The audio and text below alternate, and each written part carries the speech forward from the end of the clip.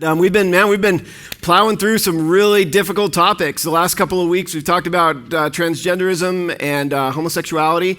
And from what I can tell, for the most part, we are still together as a church to the glory of God. So thanks for sticking through this with me, with us. We are going to talk about our final topic today, which is abortion. And it'll be, I think, kind of our final test of unity. This is a big deal right now, obviously, in our country. I'm sure you've heard it being said over and over that this is going to be the issue this political season, that this issue, depending on how you fall, is going to determine this election. So this is really kind of as divisive as it gets. So I know some of you are probably a little nervous that I'm talking about this today. But I'm going to try to do everything I can just to present a calm, rational voice. I would not be talking about this if I did not believe that this was important to God. I do believe that there is a war that is being waged for the hearts and the minds of our country and of our culture, and I believe God has something to say about that. And so I want to look into that with you today. I'm going to approach it from two different angles. We'll see as we get going how these things flesh themselves out. But the first angle that I'm coming at it from is to look forward to choices yet unmade. Okay, so we're looking forward to choices yet unmade. So this is specially or specifically designed maybe for those of you who might be kind of on the fence with abortion, or maybe this is going to land in the ears of someone who is considering abortion as an option to their pregnancy. So the first section is going to be looking forward to choices yet unmade, and then the second section is going to be looking backward at choices that have already been made. With the prevalence of abortion in our country, in the national total in 2020, one stat was 930,160 abortions done in 2020. That's about 2,500 abortions a day. That's down from, by the way, about 1.6 million abortions in the early 90s. But with those kinds of numbers, the odds are that there are some of you here, maybe even many of you here, who have walked that road. In fact, that's not just a guess. I've heard from many of you who have walked down that road and who have been through an abortion. I'm going to share a couple of stories with you later. My goal, as we kind of look back on choices that have already been made, is to help you, if you haven't already done so, is to help you find yourself overwhelmed by the depth of God's grace in your life. That you are overwhelmed by the depth of his mercy. I'm going to use a phrase from a guy by the name of Stephen Maraboli who says, do not let someone put a question mark where God has already put a period. Okay? So we'll dig into that a little bit better. But I want to start by reviewing something. And again, kind of academic here. I gave you a ton of notes to be thinking about it. Work with me as we get through the academic part.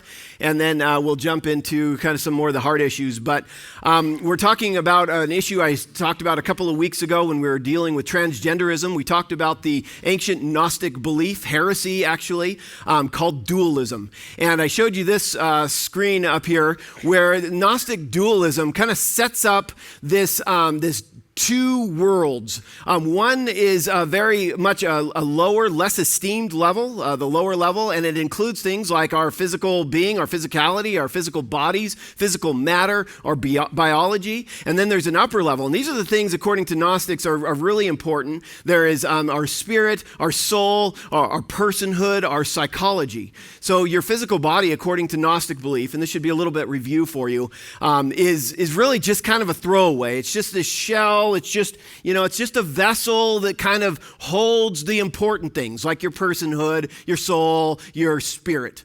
Those things are more important than the physical, right? So we're going to focus in on one word in that upper level, and that's this word personhood. Now, personhood, before we go any further, I just want to make sure you understand is different from humanity. These are two different things, and I'll explain what the difference is. But I'm going to ask that question to you that I posed to you at the very beginning of this thing. Is it possible to be a human but not a person? Okay? So David Livingstone Smith, some of you may know him. He's an author. He wrote a book in 2012 called Less Than Human.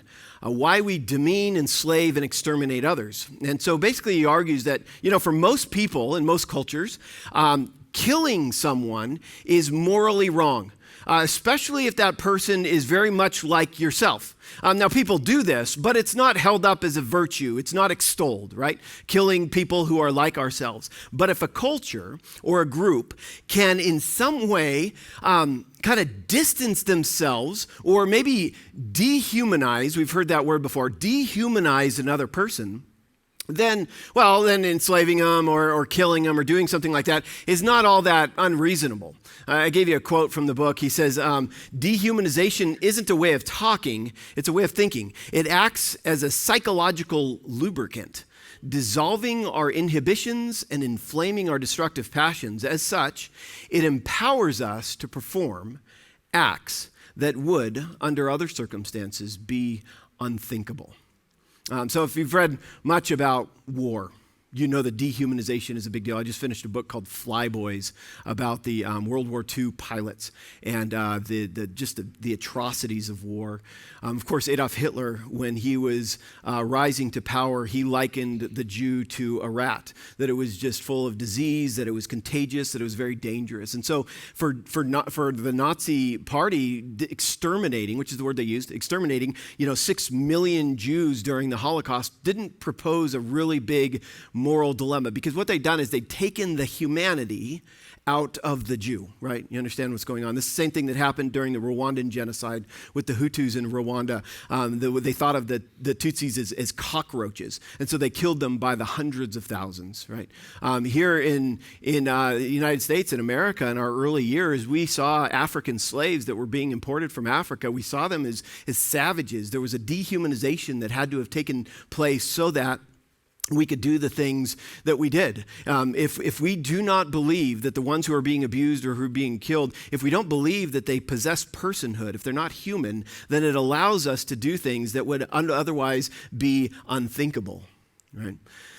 So these illustrations are just a quick way for us to wrap our mind around the way that Gnostic dualism plays out. If we remove the personhood from the physicality, from the physical body, if we take the personhood out, then the physical body itself becomes kind of inconsequential. It's just a shell. It doesn't really have any meaning. And we can treat the shell however we feel like treating the shell, because the important thing isn't there anymore. You see the danger of this kind of thinking, that if we take out the humanity, if we take out the personhood, if we take out our mind and our spirit and our soul out of the physical body, then, it doesn't really matter what we're doing to the physical body, right? This is the way that we do it in war. We dehumanize the enemy so that we could do things that otherwise would be unthinkable. So this dualistic worldview has a direct impact on the conversation that we're having today about abortion. Matter of fact, on your sermon notes, cultural assumption number 1. This is something that just the culture sort of has assumed. And it's so much the water that we swim in. If you've been with us, you've recognized that term. It's so much the water that we swim in that we don't even really question this statement. The statement is, a baby in the womb may be human, but they are not a person. But it is not a person. This is a big distinction that was made all the way back in 1973 with the Roe versus Wade decision. The decision, when it finally came down from the courts, was that though a baby in the womb is human, and that was admitted right off the bat, the baby in the womb is human, it is not a person under the 14th Amendment. So it was not liable for the same sorts of protections that a person would be liable for. So the baby in the womb had suddenly this brand new classification. The classification was a human non-person. A human non-person. So we have to start with this question. This is the foundation for everything we're talking today about. Matter of fact, it's really the crux of the entire thing. You're going to see later, people will try to make it about something else, but it really comes back to this. The question is that biological entity, and we'll call it that for now until we come up with a name for it, but is the biological entity that is growing inside of a woman, is it a person or is it something else? And the way that you answer that question really determines how you handle that entity, how you treat that entity that is growing inside of a woman. The pro-choice movement has made every attempt to de-person the entity that is growing inside of the womb, to take away its personhood, to say, listen, even though it's a human, which biologists and scientists admit to this day, you can read all about that, they're saying it is a human, but that does not mean that it is a person.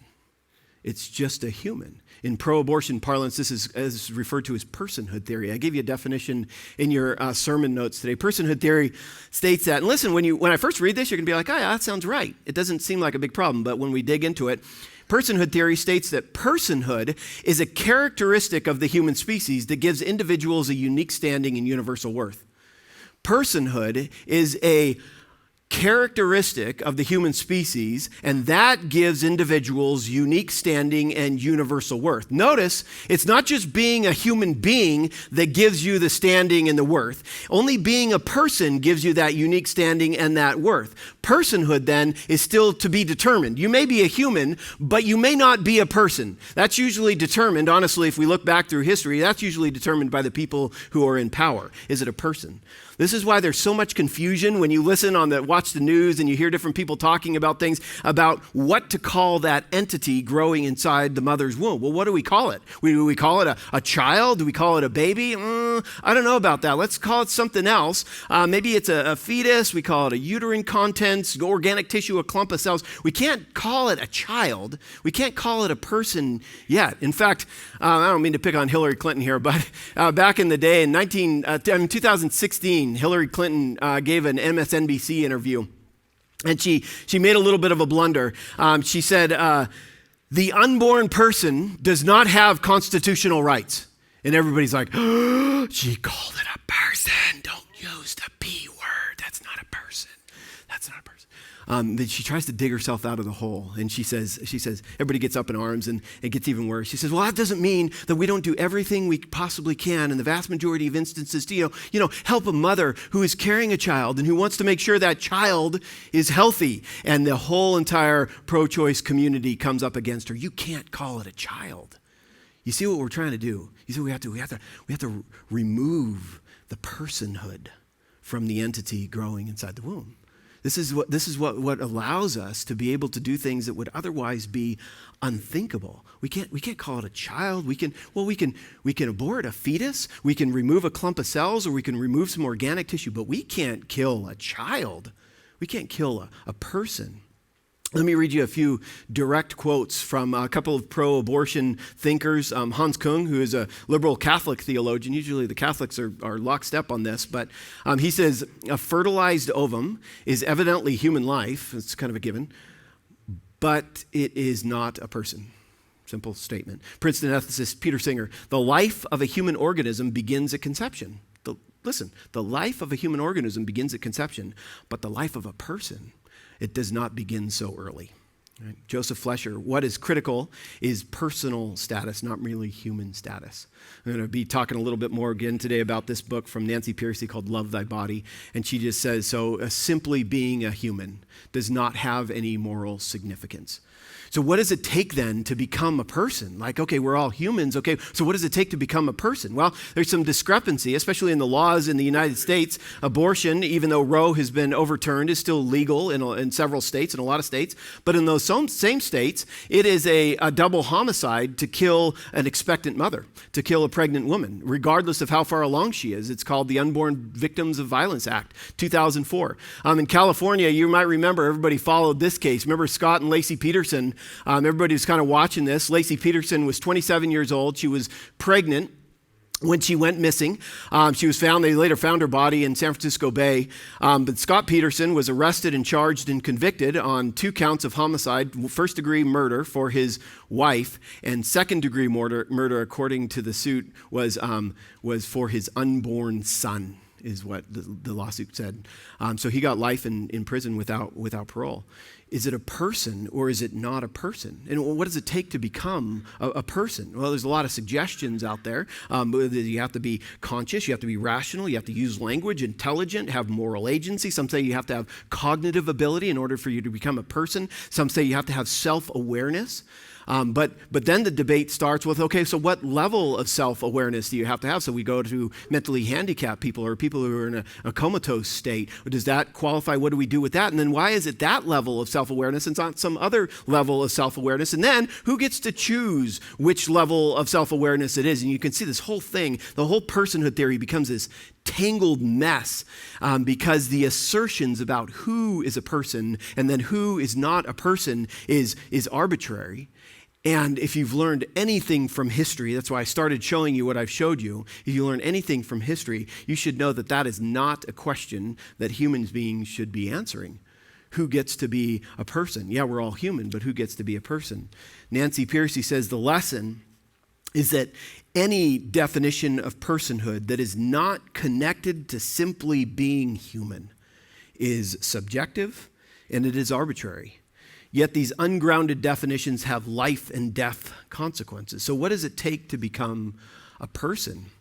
Well, honestly, sadly, the statement on our culture is right now, in today's world, the biggest factor that determines whether or not you are a person, especially if you're still in the womb, is whether you are wanted or not.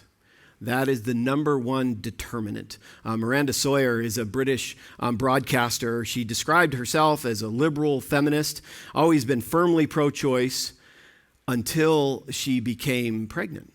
And she says this, she writes, "I was calling the life inside of me a baby because I wanted it.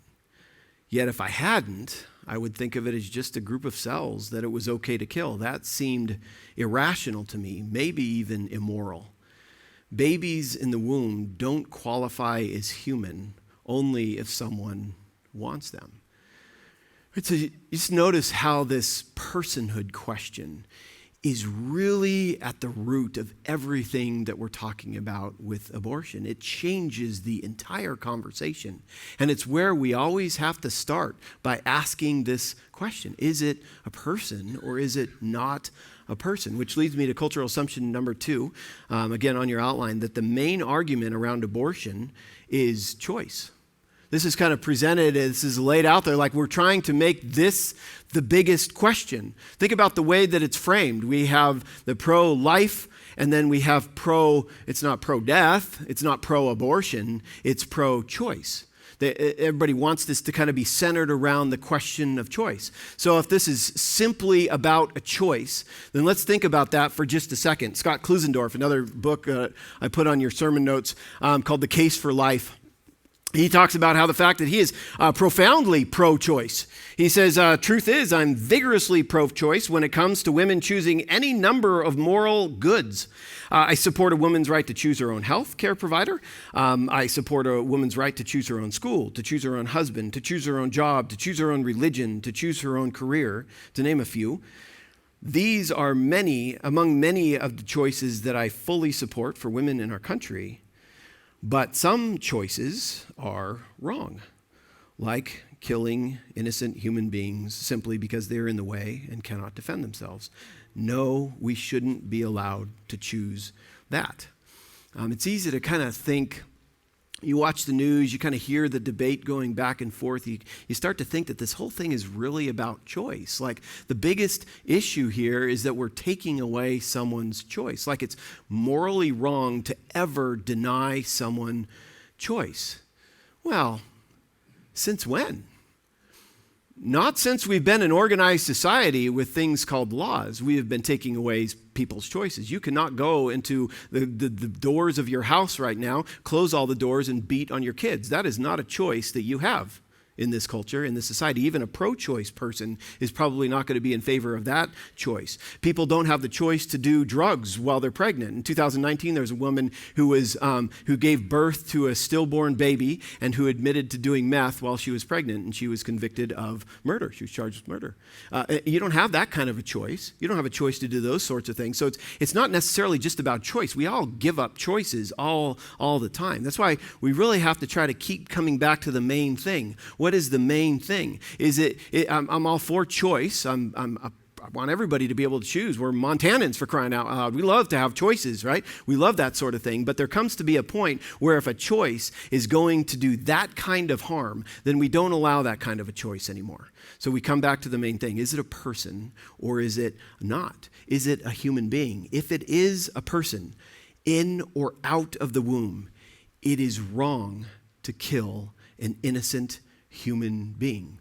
We do not allow people to choose to do that. We just don't allow people to do that. In this book, The Case for Life, he presents a very simple syllogism. Premise number 1, it is wrong to intentionally kill an innocent human being. Premise number 2, abortion intentionally kills an innocent human being. Conclusion, therefore, abortion is morally wrong. All right. Which kind of leads me to the alternative narrative that is presented in the Bible. And I want to do this for us every single time because I think this is a really critical thing for us to do, is to talk about this issue of identity. Today, when it comes to abortion, we're going to talk about not only who are you, but when did you start being you? When did you start being you? And then who gets to choose when you start to be you? So I'm going to give you a whole bunch of different bunch of different Bible verses. I put them on your outline for you so you didn't have to try to look each one up. As I read through these, I really want you to know what the Bible says about unborn babies, okay? I want you to just know exactly what God has to say about that. And then on the screen behind me, I'm just going to have some images. These are real photographs that were taken of babies that are living the womb life right now. Well, they're not right now. They're probably born by now. But these are real photographs, real images. I just want you to get a little picture of what's going on in there. I think most of you have seen these things. But I want to start with Imago Dei. This is a word that we've talked about quite a bit, the image of God. And we've talked about how the image of God rests on everyone. This should sound familiar. Genesis chapter 1, verse 27.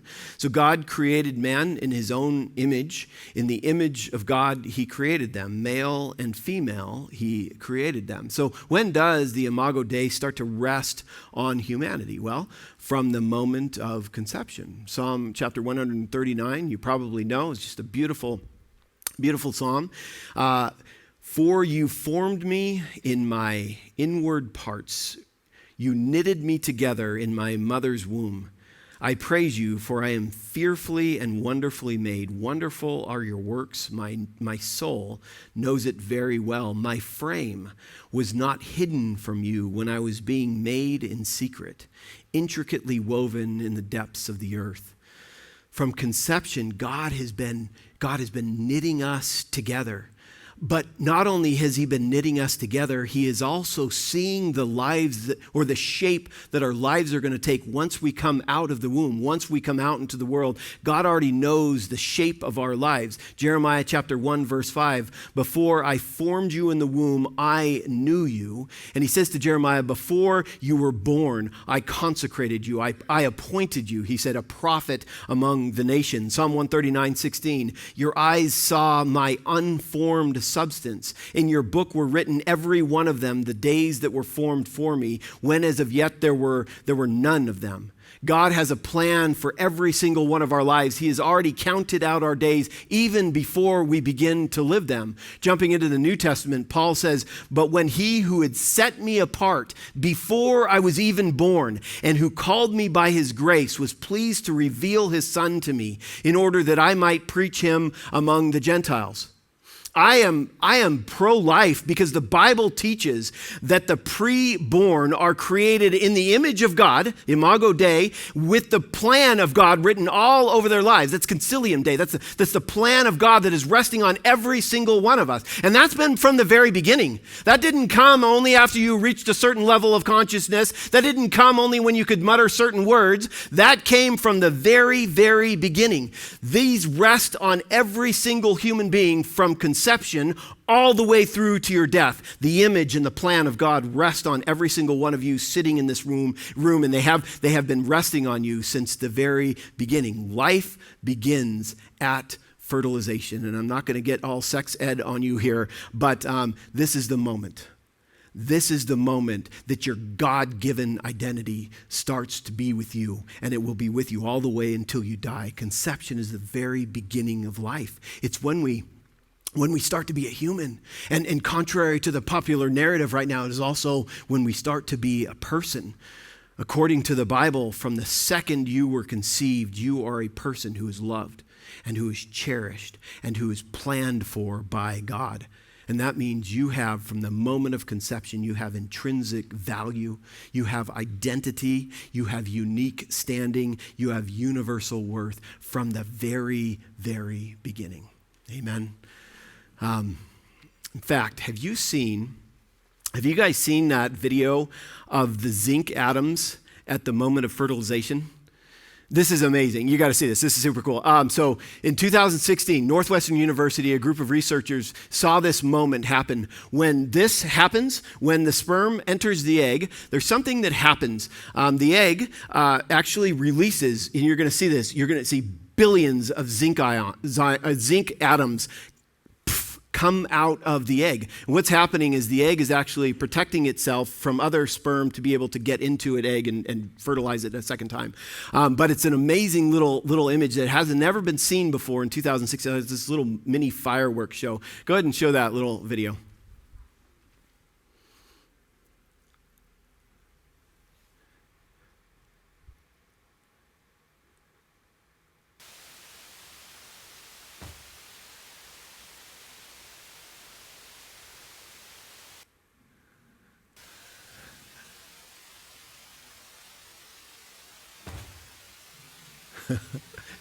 Doesn't seem like much, but I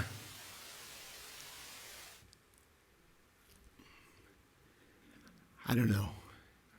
When I see that, I'll tell you what goes through my mind. What goes through my mind is like, I wonder if somebody just caught the image of God, like falling onto a human egg. One of the researchers said it was remarkable to see the zinc radiate out in a burst from each human egg, and it was breathtaking. Human life, she says, literally begins with a flash of light. That might just be what it looks like when God gives life, and he gives worth to a brand new human being, to a brand new one. Like, this little explosion of fireworks when life begins. And that human life from the very beginning had been planned for by God. To me, I could talk about so many things today. I was thinking about all these different roads that I was going to go down and all these paths and arguments that I was going to make about abortion, but I just kept coming back to this one question, and it's something everybody has to answer in your soul and your heart. You have to figure out, is this human life, is it a person, or is it something else? Is it not? And if it's something else, well then, so at what point? Where are you going to draw the line to say, oh, that's a human and that's not a human? Are you going to be the one who makes that decision? I don't ever want to make that decision because I don't want to screw that decision up. I don't want to say something wrong and say, oh, it doesn't start until here, when actually it started way back there. This is the best thing that we can do, looking at what the Bible has to say about this issue. We can say, listen, we have to say that from the moment of conception, this became a life. And to take that life, to destroy that life is wrong. The imago Dei is resting on every single human being from the moment of conception. And let me tell you something, furthermore, take that out of the womb and let's keep going with the image of God. Let's keep going with imago Dei. That has been the foundation for every single Christian movement that has ever been on this planet. Every movement that seeks justice for the abused, for the mistreated. You know what was at its root? You know what's at its core? Is the imago Dei. That person is created in the image of God. For Christian protection of vulnerable people all over the world, they've all had their foundation in the imago Dei, in the image of God. We seek justice for people because they were all made in the image of God. So I want to issue two challenges today to the church, and we'll kind of start to wind this thing down a little bit. It's going to take me a while to wind it down, though, so don't get too excited. The first thing is for the church just to consider, like, what is God really calling us to do? You know, often you'll hear from the pro-choice movement, you'll hear, you know what we need to do? We need to speak out on behalf of the unborn.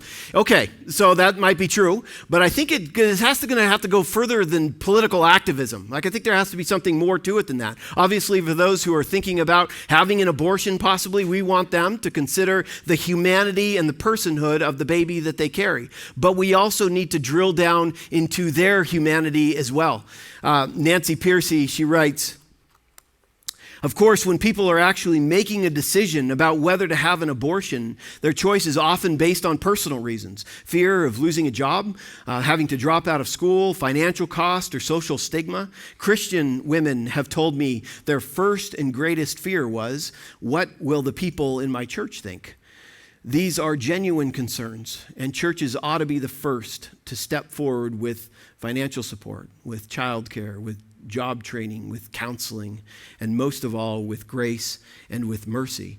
I do believe that the charge that is sometimes leveled against the church is that we are more concerned with life in the womb than with life outside of the womb. I think that's something that we need to pay attention to. All life, the life of the baby and the life of the mother. And for that matter, the life of the homeless guy on the street and the mentally ill and the handicapped and the people in prison who are criminals. The image of God says that there is something special, something sacred that is resting on all human life.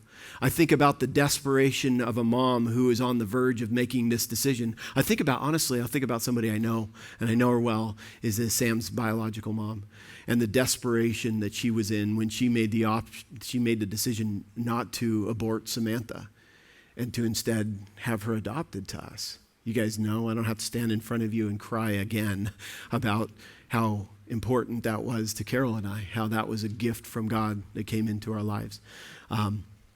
I think about the fear, often the loneliness that would go into a decision like that. And are Christians helping mothers with those kinds of answers? The circumstances that drive a woman to consider abortion. Like, I don't even want to imagine some of the situations that these women are in. This is as difficult as it's ever been. They don't feel like they have options. In the church, I really believe the church. It's political activism. Okay, that's one thing. But the other piece is that we need to meet women right there. Because why? Because we don't just value the life of the unborn. We value the life of the born as well, including this mother. Because why? She too bears the image of God. The church needs to step in, not just like, oh, let me point you over to where you can go. Let me point you in the right direction. But also imagine the power of actually going with her, offering support, real, tangible support.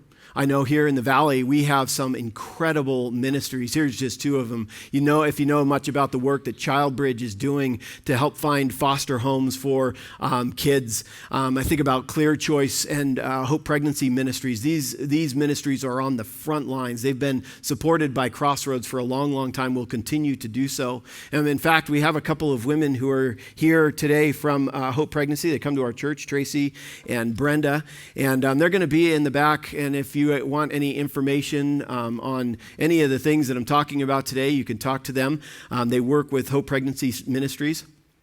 Hope Pregnancy also offers post-abortion counseling. And like I said, I've talked to enough of you in the room to know that that is a reality. They have support groups that are happening even now as we speak. There's a Bible study book you might be interested in called Forgiven and Set Free by a woman named Linda Cochran. But I want to close with two stories today. And I want to share something with those of you who have walked down this road, who have had an abortion, because I don't want to neglect that. I know that there is just so much pain and struggle that comes along with those things. Sometimes those decisions are made without good input. They are made in moments of absolute sheer desperation. And I want to just speak to that today. Somebody who shared their story with me when I asked for some short stories, she kind of couched it with Psalm 103. And I just want to read this to you. David writes, "Bless the Lord, O my soul, and forget not all his benefits, who forgives all your iniquity, who heals all your diseases, who redeems your life from the pit, who crowns you with steadfast love and mercy, who satisfies you with good, so that your youth is renewed like the eagles." So a woman by the name of Julie Conrad, some of you might know, here in the church, she shared that psalm with me after sharing her story, and I want to read that to you. She said I could share it with you. She said, "I was 6 months along with our baby when the time came for the ultrasound. 3 years before, we had the birth of our beautiful daughter, followed by 2 miscarriages. So there was curiosity mixed with a little anxiousness walking into the appointment. Once I entered the exam room and got prepped for the ultrasound, it was not long before an awkward silence settled in the air. We were given the results with very grim direction. Our baby boy did not have a fully developed brain. He had additional fingers, a failing kidney, and an extreme cleft palate. The doctor told us that the baby would die either before the due date or during the delivery, and suggested an emergency-induced labor. The shock and fear were like a tidal wave. How could this be? I had made it to the 6-month mark. Jean, my husband, and I were heartbroken. We did not have a strong support group that we could confidently turn to for help, counsel, and prayer. It was one of the most desperate times of our lives. I can't remember how many hours we had to decide, but it was soon after the prognosis that I was admitted to the hospital for induced labor. It was a gut-wrenching experience to physically go through the complete labor and delivery, knowing that more than likely we would not have a living baby. Stephen was born with no life in him, and we also felt like life had been taken out of us. Some may call this a medical abortion. What I do know is that the processing and healing from this experience of loss has taken years. My compassion for those women that have an abortion for whatever reason has grown. The gift of life is the most fragile, precious gift that anyone can experience. We later attempted 2 adoptions, but both failed. We felt that we were risking a lot, but willing to take the chance to having a successful adoption, so we tried again. The birth mom lived with us for a month before she gave birth to a beautiful boy that we call son. Listen, by God's redeeming grace and love, our new son was the result of a failed abortion. I felt a big nudge from God to tell our story, to tell of God's goodness and strength in a storm that seemed impossible to endure. He who redeems your life from the pit, who crowns you with steadfast love and mercy. Psalm 103, Jean and Julie Conrad. When the Bible says that the love and the mercy of God is steadfast, what it means is that it is so at the core of God's character that it cannot waver. God has loved you from the minute you were conceived. That doesn't just apply to the preborn. And his love for you has not wavered, not once. He has walked through the affliction with you. He has known the distress of your soul, and his love for you was not broken by your decision. I want you to hear that coming from me today, that he has redeemed your life. He has given you a crown of love and a crown of mercy. And that means that while you may never be able to forget that decision, God, on the other hand, he has taken that decision and he has removed it from you. He has taken it and placed it as far as the east is from the west. He has removed it that far because he is faithful and he is just to forgive you and to cleanse you of all unrighteousness, period. That's the end of the sentence. So do not let somebody put a question mark where God has put a period. Not even yourself. Do not ever start to question the righteousness that has been given to you by God. That decision does not have to define you any longer. God's plan for you hasn't stopped. It hasn't been derailed by that abortion. What if you took that thing that Satan meant for evil and you put it on its head and you allowed God to transform it so that it would become a tool for righteousness and for power? That thing that Satan meant for so much evil in your life. In fact, that's the last story I'm going to read to you. The story of a friend of mine who's here at Crossroads, and she let me share it with you too. Listen to this. I just want you to hear how she took a story and allowed God to do something. She said, although I grew up in a stable 2-parent Christian household, we were more the CEO type, Christmas, Easter only. Everything went fairly smoothly until college when I started experimenting with drugs, sex, and alcohol. By my mid-20s, I was deep in the subculture, working to legalize drugs in the nonprofit sector and surrounded by the Burning Man crowd. My friends were the psychedelic elite.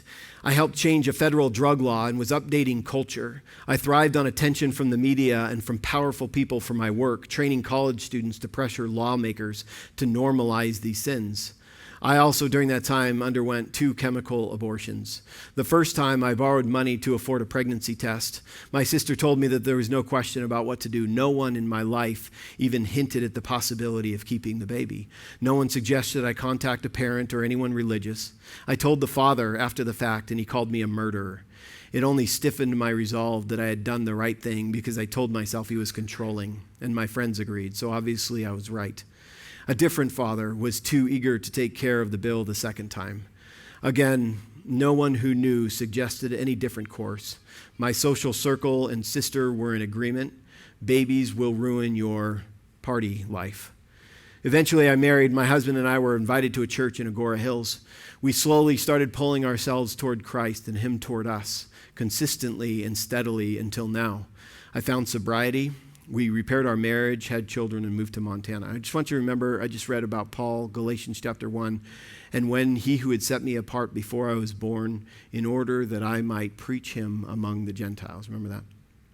She says, I changed up my law practice here in Montana to be able to do religious rights work, including working on pro-choice issues with Alliance Defending Freedom and other pro-life organizations. I defended against Planned Parenthood. They're very well funded, by the way. I was also working to help our state legislature pass a six-pack of pro-life bills this past session, which they did. It was so awesome. Planned Parenthood is now fighting those as well, though. However, I did not deal with my own abortion issue until recently. My husband and I were nearly finished reading the Bible together from start to finish. I was at a fundraiser for Hope Pregnancy Ministries, and the director said that she had services to help women process their abortions. It hit me. I thought I could skip it by doing good legal work. No. That night was tough. I came to terms with the fact that I needed forgiveness. It took 20 years for this to hit me. Our culture is so good at telling young women that getting an abortion is no big deal. I was congratulated for being responsible and making the right choice. This is how our culture is. As soon as I was separated from my parents in college, I became vulnerable to the spiritual war that is taking place on campuses. When I look at my children now, I pray they save themselves for marriage. Why are we not saying this aloud? I also pray they abstain from drugs and alcohol. Again, it's not a popular thing to say right now, but we need to say it anyway. I'm going to stop there, but my point in reading that story to you is simply to say that God is not done with you. He is not done with any of us. His incredible image still rests upon you, and it rests upon your life, and he still has incredible things that you can do for his kingdom. His plan is not going to be derailed by some choice that we might make. As long as we stay faithful to him, he is going to receive us, and he is going to give us a crown of love, and he's going to give us a crown of mercy every single time. Amen? Amen? I want you to hear that today, and not just those of you who have gone through an abortion, but those of you who have walked through any sin in your life. Can I just encourage you today to cling to Jesus? He is going to offer you restoration and redemption and hope in your life like nothing else can. I want to close in a word of prayer, but before I do, let me just tell you that next week I'm going to kind of wrap this whole series up. I'm not going to talk about anything specific, but kind of everything in general. And part of it I want to do is I want to give part of that sermon over to the congregation, to you. And so what I'm going to ask is that if you have heard me talk about this or any of the other things we've talked about, these difficult issues, and there's something I've misspoken, something that I haven't said that you think really needs to be said, something that I have misrepresented or that was unclear, or something that I just didn't address, could you please contact me this week and let me know? I would like to, I'd like to take that final sermon to, as I wrap things up, to kind of make sure that I've given a voice to everybody to see if there's things that I'm not seeing that I'm missing. So with that, let me go ahead and pray, and we'll close out today. God, we are just... I just thank you for the reminder of the image of God that rests on every single one of your people. God, this whole thing has just gotten so clouded up, and so it's so just mired down in different ideas and thoughts and arguments, but I just think it keeps coming back to this single idea. When did our life in you begin?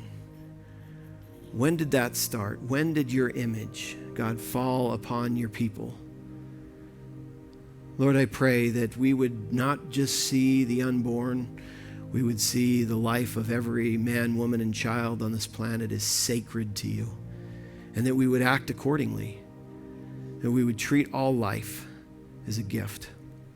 Lord, though I do especially want to pray over those women, and there's a lot of them, I guess, in our country right now who are at this moment considering aborting their child. I pray that you would speak to them, God. Maybe bring someone into their lives who just might tell them a different thought, might bring out abortion versus adoption, and to have them consider the thousands of couples around the world like Carol and I were who are longing for a family. Pray that someone could come speak to that in their life. I pray over the men who are often neglected in these conversations, but who are fathers and who bear that weight as well. We don't talk about that as much, God, but I pray over their hearts and minds as well. Lord, I pray that today as we leave here, that it would just be with hearts that are full of compassion and love and mercy for people who are going through difficult times. Help us to be your people today.